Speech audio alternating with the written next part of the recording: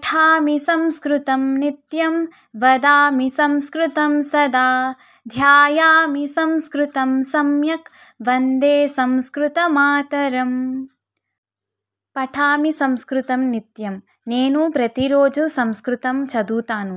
వదామి సంస్కృతం సదా ఎల్లప్పుడూ సంస్కృతం మాట్లాడతాను. ధ్యాయామి సంస్కృతం సమ్యక్ బాహుగా సంస్కృతం గురించి ధ్యానిస్తూ ఉంటాను. వందే సంస్కృత మాతరం ఆ సంస్కృత భాష జననీకి నమస్కరిస్తున్నాను.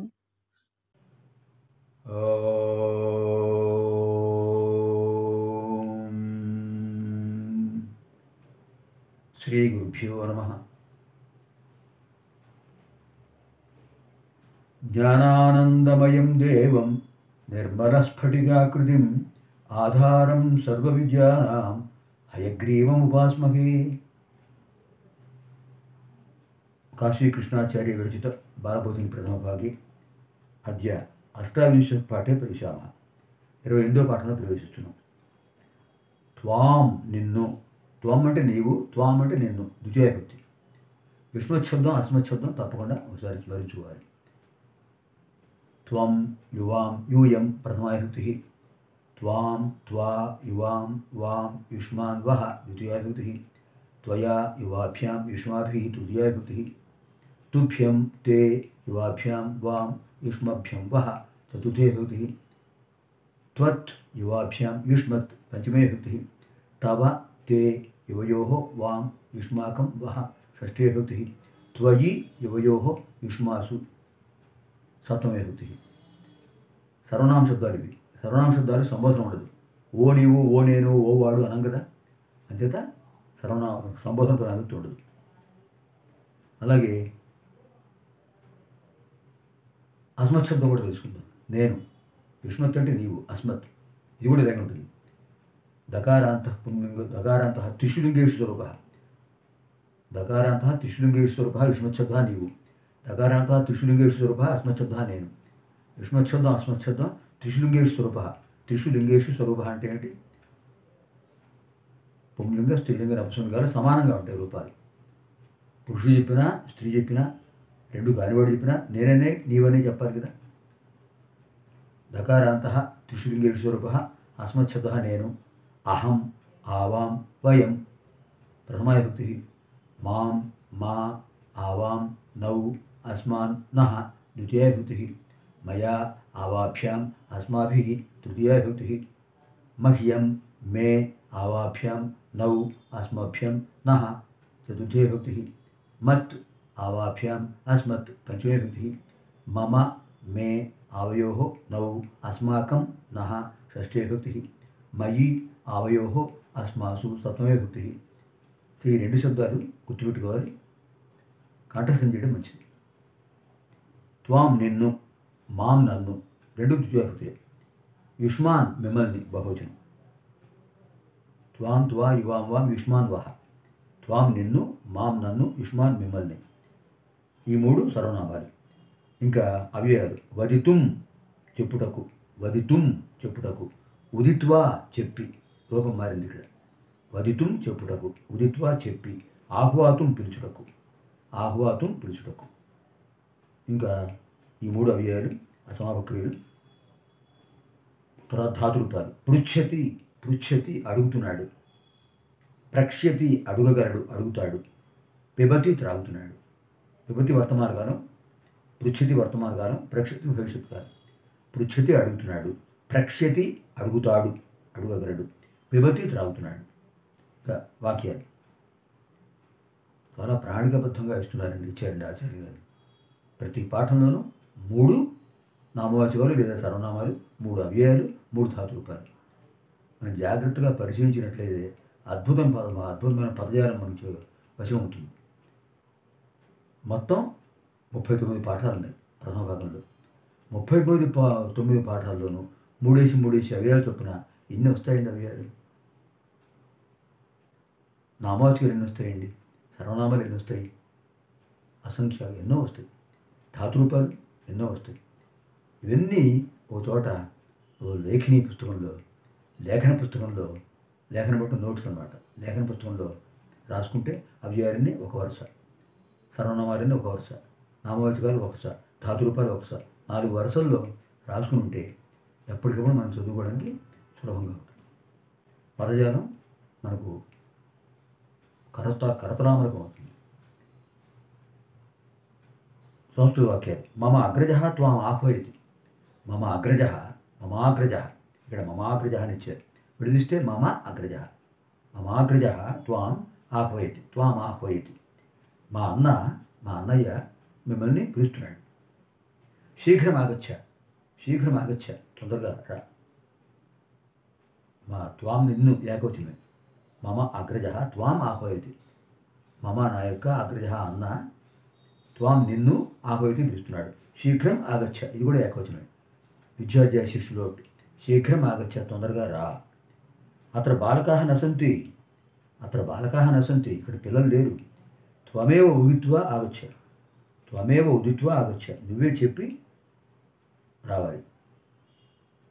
పిల్లల్ని తీసుకురామని చెప్పాడు కదా, అందుకోసం.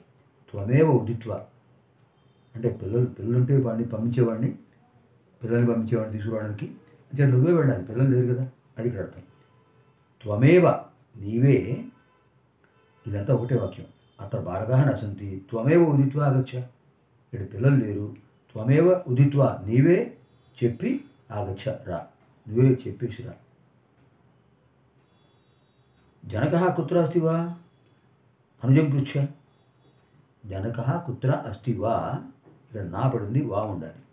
జనకః కుత్ర అస్తి వా అనుజం పృచ్ఛ. జనకః తండ్రి కుత్ర అస్తి వా ఎక్కడ ఉన్నాడో, అనుజం పృచ్ఛ తమ్ముడిని అడుగు, వాడికి తెలుస్తుంది. జనకః కుత్ర అస్తి వా, తండ్రి ఎక్కడున్నాడు, అనుజం పృచ్ఛ తమ్ముడిని అడుగు. బాలకాః క్షీరం సర్వం అపిబన్. బాలకాః క్షీరం సర్వం అపిబన్. పిల్లలు పాలన్నీ తాగేశారు. ఇదానీం యుష్మాన్ కహ ప్రక్షతి. ఎందుకు ఆ విషయం చెప్పావు, నేను ఎవడడిగారు ఇప్పుడు, ఆ విషయం ఎవరు అడిగారు అని. ఇదానీం ఇప్పుడు యుష్మాన్ మిమ్మల్ని కహ ప్రక్షతి ఎవరు అడిగారు, ఎవరు అడుగుతారు, భవిష్యత్ కాలం. కహ ప్రక్షతి, పృచ్ఛతి వర్తమానకాలం అడుగుతున్నాడు, ప్రక్షతి భవిష్యత్ కాలం. ఇదానీం ఇప్పుడు యుష్మాన్ మిమ్మల్ని కహ ప్రక్షతి ఎవరు అడుగుతాడు. మాం కే అపృచ్ఛన్ నన్ను ఎవరు అడిగారు. ఇది ప్రశ్న, అది ప్రశ్న, ఒక రకంగా సమాధానం కూడాను. మాం కే అపృచ్ఛన్, నన్ను ఎవరు అడిగారు. అరే శీఘ్రం క్షీరం పిబరే. శీఘ్రం పిబరే.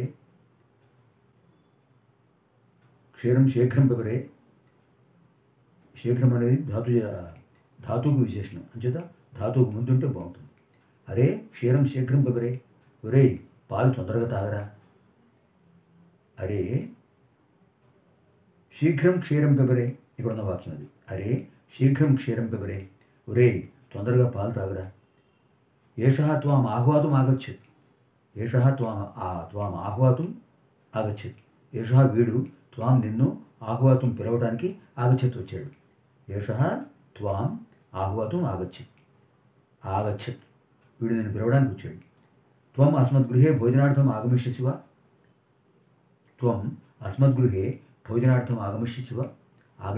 వా. ప్రశ్న. త్వం అస్మద్గృహే భోజనార్థం ఆగమిష్యసి వా, నీవు మా ఇంటికి భోజనానికి వస్తావా. అహం నా ఆగమిష్యామి కలిపి రాశారు, అప్పుడే బాగుంటుంది. అహం నాగమిష్యామి కింటు మమ అనుజం ఆహ్వయ. అహం నాగమిష్యామి, నేను రాను. కింటు కానీ మమానుజం ఆహ్వయ, మా తమ్ముడిని పిలు. సహా ఆగమిష్యతి, వాడు వస్తాడు. అహం నాగమిష్యామి, నేను రాను. కింటు కానీ మమ అనుజం ఆహ్వయ, మా తమ్ముడిని ఆహ్వయ పిలు. సహా ఆగమిష్యతి, వాడు వస్తాడు. ఇప్పుడు తెలుగు వాక్యాలకు సంస్కృతం. నా అన్నను పిలుచుడుకు ఎవరు వెళ్ళినారు. మమ అగ్రజం ప్రష్టుం కే అగచ్చన్. అడు ప్రష్టుం అంటే పిలుచుటకు, ప్రష్టుం లేదా ఆహ్వాతం. ఇక్కడ ఆహ్వాతం పేరు గారు చెప్పారు కనుక అది చెప్దాం, అది ఉపయోగిద్దాం. ఆహ్వాతం పిలుచుటకు.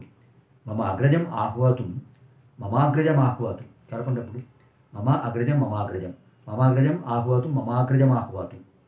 ఇది వాక్య సౌందర్యం. మమాగ్రజం ఆహ్వాతం, మమాగ్రజం ఆహ్వాతం, మమ అగ్రజం ఆహ్వాతం, మమాగ్రజం ఆహ్వాతం. కహ అగచ్చత్, కే అగచ్చన్.